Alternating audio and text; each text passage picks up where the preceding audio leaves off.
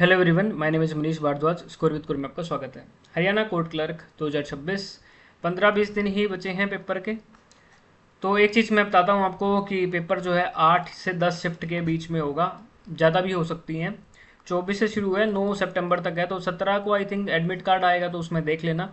और डेमो भी आने वाला है, 8 को है शायद, मुझे नहीं पता, एक बार नोटिस देख लेना, मैं भूल गया हूँ। तो डेमो में क्या आएगा कि किस तरीके का पेपर आने वाला है, कि या किस तरीके से हमने अटेम्प्ट करना है, लेटर कैसे होगा, क्या कुछ है, और टाइप ही करना है वैसा। तो सारी चीज़ें डेमो में पता लग जाएंगी। आप लॉगिन करके आप उसको, पेपर को, प्रॉपर पेपर होता है वो, पूरा टाइमर चलता है, सब कुछ होता है, तो आप उसको अटेम्प्ट करके देख सकते हो डेमो वाले को। ठीक है, तो अब मैं बात करता हूँ इंपॉर्टेंट ऐसे टॉपिक की, क्योंकि काफ़ी बच्चों के कमेंट थे कि इंपॉर्टेंट ऐसे टॉपिक बताओ, लेटर टॉपिक बताओ, तो मैंने सारी चीज़ें बताई हैं और फॉर्मेट वगैरह सब लिया है, तो वीडियो एंड तक देख लेना। सबसे पहले मैं बात करता हूँ इंपॉर्टेंट ऐसे टॉपिक। वैसे तो क्या होता है कि जब भी डिस्क्रिप्टिव जहाँ पे पेपर होता है कि गवर्नमेंट स्कीम कर लो आप रिसेंट की, या आप कुछ टॉपिक्स होते हैं वो कर लो, लेकिन जो प्रीवियस पैटर्न रहा है 2022 में जो पेपर हुए थे, और मैंने, मेरा चैनल है स्कोर विद कोर्स है, उसमें मैंने सारे पेपर डाल भी रखे हैं। तो वो 7-8 पेपर हैं, उसमें एक पेपर में 4 ऐसे के टॉपिक है, तो वो सारे कर लो। 8 × 4 भी करोगे, 32 टॉपिक तो वही हो गए।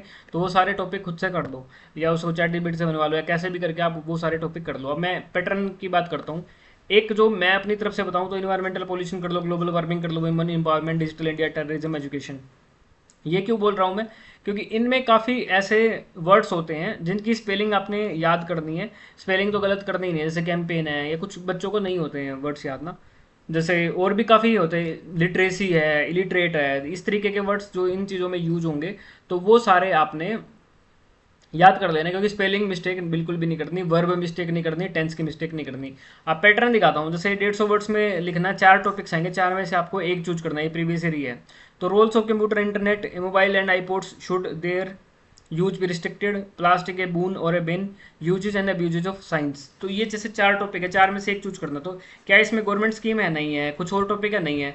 तो ऐसे ही 8 के 8 पेपरों में इस तरीके का ही पूछा गया है। तो इसलिए मैं आपको ये बोल रहा हूँ कि आपने प्रिपेयर रखना है रैंडम टॉपिक्स के लिए भी, कि रैंडम टॉपिक भी आए तो हम उसको लिख दें 150 वर्ड्स में, बिल्कुल आसान शब्दों में अच्छा लिख दें, तभी आपके 25 से ऊपर नंबर आएंगे। अगर 25 से ऊपर स्कोर करना है ना 30 में से, अच्छा लिखो, छोटा लिखो, सिंपल वर्ड्स का यूज करो। अच्छा का मतलब ये नहीं है कि कोई फैंसी लिखना है या कोई हार्ड वर्ड का यूज करना, बिल्कुल सिंपल, जितना सिंपल भाषा में लिख सकते हो उतना सिंपल लिख देना। ग्रामेटिकल एरर मत करना, बस अच्छे नंबर आपको मिल जाएंगे।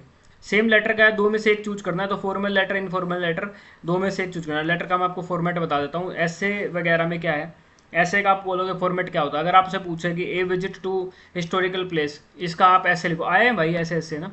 तो इसमें मैं आपको क्या बताऊंगा, इंट्रोडक्शन क्या दो या कुछ, फिर भी मैं आपको बता देता हूँ। जैसे अगर आपसे पूछता है कि प्लास्टिक के बून और बेन, इसमें क्या है, पहले प्लास्टिक का बताओ कि इस तरीके से है प्लास्टिक, पहले डिफाइन, किसी भी टॉपिक पे आता है पहले उसकी थोड़ी बहुत डेफिनेशन बताओगी, इसके थोड़ा उसके बारे में बताना है। उसके बाद उसके यूजेस बताने हैं, या उसके जो भी प्रॉफिट्स हैं जो भी हैं, ठीक है, जो भी पॉजिटिव चीज़ है वो लिखो। उसके बाद उसकी नेगेटिव चीज़ लिखो, और फिर एंड में उसको खत्म कर दो।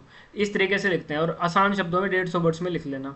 और टाइपिंग स्पीड भी आपकी मैटर करेगी, टाइप भी करना है। आप ऐसे ये हैबिट मत करो कि मैं पहले पेपर पे लिखूंगा उसके बाद मैं टाइप करूंगा, ऐसा हैबिट मत करो। सीधा सीधा आप टाइप करने की हैबिट करो। डेली का एक टॉपिक लिख लिया करो, 15 दिन है, डेली का एक टॉपिक लिखने की कोशिश करो, या 2 टॉपिक लिखने की कोशिश करो। अब कोर्स में तो मैंने आपको कितने दिन से मैं वीकली लिखवाता ही था आपसे कि आज ये टॉपिक लेना, कल वो टॉपिक, इसीलिए लिखवाता था कि ताकि आपकी हैबिट बने कि पेपर में आपका पेन चले, सीधा सीधा पेन नहीं, हाथ चले, क्योंकि टाइप करना है। अब मैं फॉर्मेट बता देता हूँ आपको, फॉर्मल लेटर, इनफॉर्मल लेटर। तो जैसे फॉर्मल लेटर है, फॉर्मल लेटर किसको लिखते हैं? आप मुख्यमंत्री को लिख रहे हो, अपने ऑफिस में लिख रहे हो, आप किसी को भी लिख रहे हो, फॉर्मल लेटर है। ठीक है, ऑर्गेनाइजेशन को लिख रहे हो, प्रिंसिपल को लिख रहे हो, मैनेजर को लिख रहे हो। तो अपना एड्रेस, फलाना दिन का, ये जो भी है, डेट लिख दिया, रिसीवर एड्रेस, ये स्क्रीनशॉट मार लो बेशक इसका। तो फिर सीधा आपने लिखना है कि जो भी जो पोस्ट है वो लिख दिया, I am writing this letter to this this this, और फिर आपने जो भी कुछ लिखना है, फिर कंक्लूजन और योर्स फेथफुली और सिग्नेचर, या फेथफुली सिंसियरली भी यूज कर सकते हो।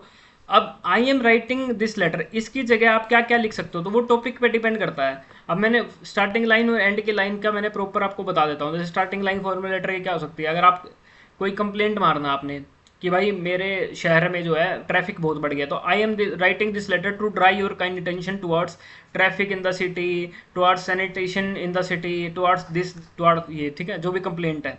ठीक है, या I wish to bring to your kind notice that, कि ये हो गया है, वो हो गया है। ठीक है, अगर तो ये इस तरीके से ये जो इंट्रोडक्शन लाइन है ये हो सकती है। I am writing to request, अगर रिक्वेस्ट करनी है। I would like to inform, अगर आपको सिंपल इन्फॉर्म करना है। To this letter I wish to, अब जैसे थ्रू दिस लेटर, अगर आप मान लो न्यूज़पेपर के एडिटर को लिख रहे हो, तो through this letter I wish to bring your kind intention to this issue, तो इशू पे ही लिखोगे ना आप, ठीक है। Through through the columns of your esteemed newspaper, इस तरीके के आप इंट्रोडक्शन लाइंस का यूज कर सकते हो। और बीच में बिल्कुल सिंपल लिखना, ज़्यादा लंबा चौड़ा लिखना नहीं। एंड की लाइन क्या हो सकती है? I hope you will look into this matter at earliest, अगर आप डीसी को लिख रहे हो तो I hope you will look into this matter at earliest, hope ही कर सकते हो, ऑर्डर थोड़ी दे सकते हो आप। I shall be grateful for your prompt action, kindly consider my request favourably, I look forward to your positive response. तो इस तरीके से आप लिख सकते हो स्टार्टिंग लाइन, एंड लाइन, ठीक है। एंड में क्या लिखोगे? फेथफुली सिंसियरली लिख के खत्म कर दोगे। तो ये तो फॉर्मल लेटर। अब बात करते हैं इनफॉर्मल, जैसे इसमें इनफॉर्मल लेटर भी है ना, सी है। Your school recently held a silver jubilee celebration, write an informal letter to your cousin telling him about, तो उसको आपने बता रहे हो तो इनफॉर्मल ही होगा। तो जब भी इनफॉर्मल लेटर लिखते हो वही आपने लिख दिया एड्रेस वगैरह, फिर डियर राहुल, अब कजन का नाम कुछ भी लिख सकते हो, ठीक है। I hope you are doing well, तो इंट्रोडक्शन लाइन यही होनी चाहिए, I hope you are doing well, या हाउ हैव यू बीन, या आप कैसे हो, किस तरीके के हो, है ना, या आपकी फैमिली कैसी है, थोड़ा बहुत ये पूछ लिया। इस तरीके से आप इंट्रोडक्शन कर सकते हो। तो इसकी भी मैंने मेन लाइन आपको बताई है, अगले स्लाइड में दिखाता हूँ मैं आपको। फिर एंड पे क्या लिखोगे? Give regards to uncle aunty, अब अगर अपने भाई को लिख रहे हो फिर अंकल आंटी मत लिखना, गिव रिगार्ड्स टू, अगर अपने भाई को लिख रहे हो तो फिर तो लविंगली या जो भी लिखते हैं, मैं एक बार आपको दिखा देता हूँ क्या लिखना है। एंड में लविंगली लिख देना, ठीक है। जैसे देखो इसमें I hope you are doing well, how have you been, it has been a long time since we met, ठीक है। It was delighted to receive your letter, I hope everything is fine at your end, thank you for your love letter, मतलब lovely letter, अगर अगर उसने पहले letter लिखा। अब ये डिपेंड करता है कि आपको टॉपिक कैसा आता है। अगर आपको टॉपिक आता है कि आप अपने दादाजी को लिख रहे हो, उन्होंने कोई गिफ्ट भेजा था, ऐसे टॉपिक्स आए हैं प्रीवियस ईयर में कि दादाजी ने आपको बर्थडे पे गिफ्ट भेजना है तो आप उसके बारे में डिस्क्राइब करो, तो I hope you are doing well इसे शुरू करोगे आप, ठीक है। और I am also fine here, मैं भी यहाँ पे ठीक हूँ, है ना। एंड लाइन क्या होंगी? राइटिंग बैक, ये लिख देना hope to see you soon, end line ये सबसे बेस्ट है, hope to see you soon, take care of yourself, hope to see you soon. या आप अपने से छोटे भाई बूई को लिख रहे हो तो फिर क्या लिखोगे? छोटे भाई को लिख रहे हो तो एंड में यूअर लविंगली, है ना, ऐसे इस तरीके से यूअर लविंग फ्रेंड, फ्रेंड को लिख लियो यूअर्स ट्रूली, तो इस तरीके से आप लिख सकते हो, ठीक है। और होप यू सी सून तो लिख ही देना, जो भी आपका रिलेटिव है या जो भी इनफॉर्मल लिखोगे उससे मिलना तो है ही ना आपने, तो hope to see you soon लिख देना एंड में, और बीच में जो भी टॉपिक्स है वो लिख देना। तो आसान ही है, कोई ज़्यादा बड़ी बात नहीं है। तो इस तरीके से आप कर सकते हो। तो ऐसे के टॉपिक जो पूछ रहे थे मेन ऐसे ये हो गए। बाकी 8 पेपर डाले हैं मैंने भाई, उनमें देख लो, आपको समझ आ जाएगा। अब मैं बात करता हूँ भाई, कुछ बच्चों ने भी रिसेंट कोर्स परचेज किया, कल गया, परसों गया, आज भी किया है, तो उनको मैं बताऊं तो आप सीधा पीडीएफ से देखो। मैंने क्या कर रखा है, जो भी क्लास ले रखी है उसकी वीडियो भी है, उसकी पीडीएफ भी है। इस टाइम आपके पास टाइम कम है, 15 दिन ही है, तो 2 या 3 बार रिवीजन आपका होना चाहिए, चाहे आप सेल्फ स्टडी भी कर रहे हो, यूट्यूब पे भी जो बच्चे देख रहे हैं। तो जो भी आपका डाटा जहाँ से मिल गया है भाई, 2-3 बार रिवीजन अभी भी दे दो, 15 दिन है।